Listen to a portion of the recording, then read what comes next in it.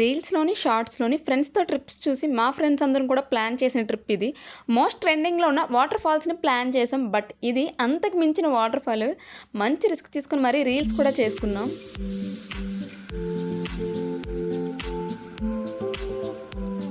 ఈ water falls చూడడానికి మేము చాలా కష్టపడ్డాం. బట్ చూసిన తర్వాత పడ్డ కష్టం అంతా కూడా మర్చిపోయాం. ఎంత బాగా ఎంజాయ్ చేసాం అనేది వీడియో ఎండ్ వరకు చూడండి.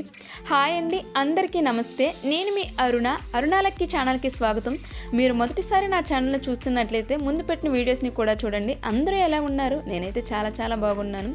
అలానే వీడియో ఎండ్ వరకు చూడండి. లైక్ కొట్టి సబ్స్క్రైబ్ చేసుకోవడం అస్సలు మర్చిపోవద్దు.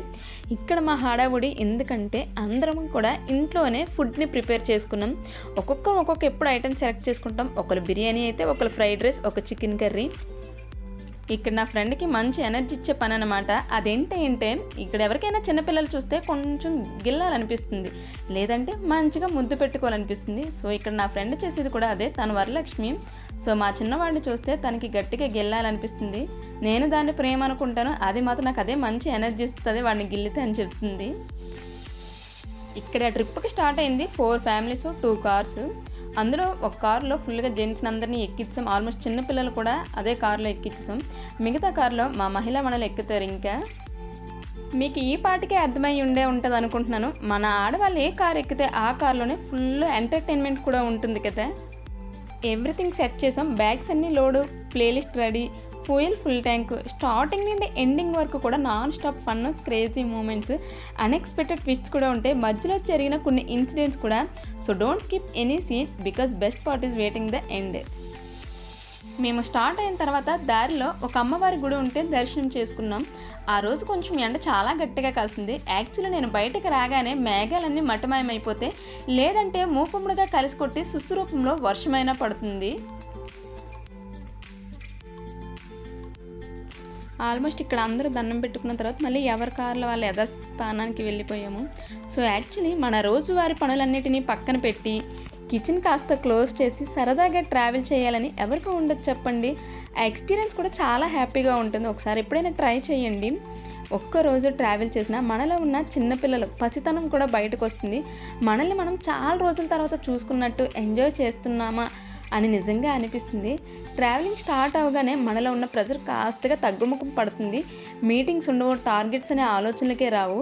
ఇంకా మన ఆడవాళ్ళకైతే కిచెన్ క్లోజ్ చేసి బ్రేక్ఫాస్ట్, స్నాక్స్, జ్యూసు, డిన్నరు వీటన్నిటికీ దూరంగా ఉండి సామాన్లు తోమడం అనే ఆలోచన అసలు మైండ్లోకి రాదు. ఎంత బాగుంటుంది చెప్పండి.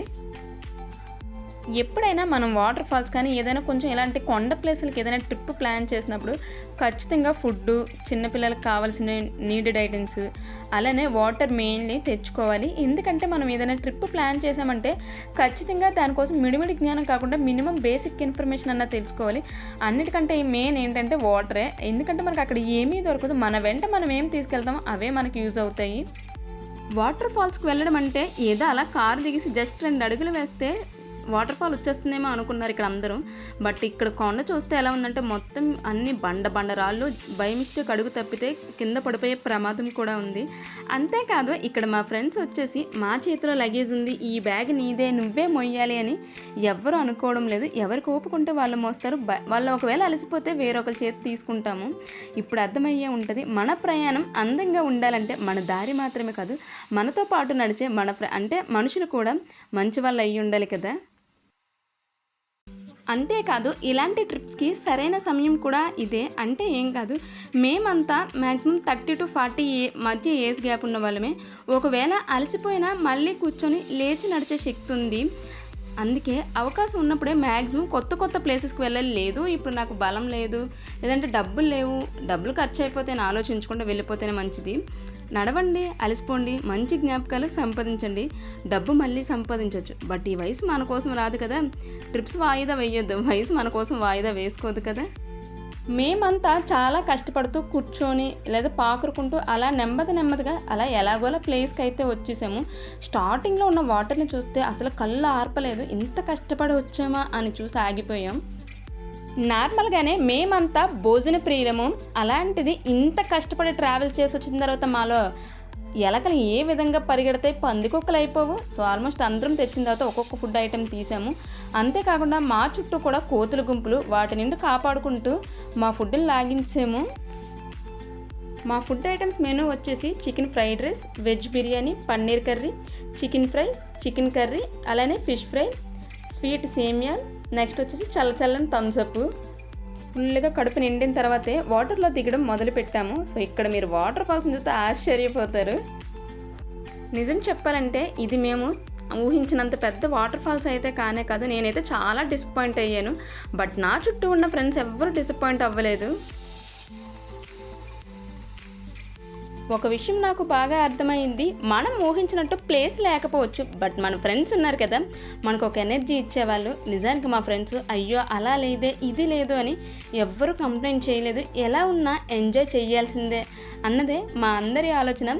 కింద వస్తున్న ఈ ట్యాప్ వాటర్లా ఉంది కదా, మా వాళ్ళ ఐడియా చూడండి. పైన వాటరు వాళ్ళవి ఒక్కసారి ఆపేసి వదిలేవారు. మేమంతా చిన్నపిల్లల కేకలు వేస్తూ జలకలాడేవాళ్ళం. ఆనందం అనేది బయట దొరికేది కాదు, మనతో ఉన్నవాళ్ళు క్రియేట్ చేయగలరు. ఈ ట్రిప్ నాకు ఒక విషయం చాలా బాగా నేర్పింది. పర్ఫెక్ట్ ప్లేస్ కోసం ఎప్పుడూ ఎదురు చూడకూడదు. పర్ఫెక్ట్ మనసులు ఉంటే ఏ ప్రదేశమైనా పర్ఫెక్ట్గా మనకి మెమరీస్ ఏర్పాటు చేస్తారు కదా. జీవితంలో డబ్బు, పని, బాధ్యతలు ఎప్పుడూ ఉంటాయి, కానీ ఇలా అందరం కలిసి నవ్విన రోజులే.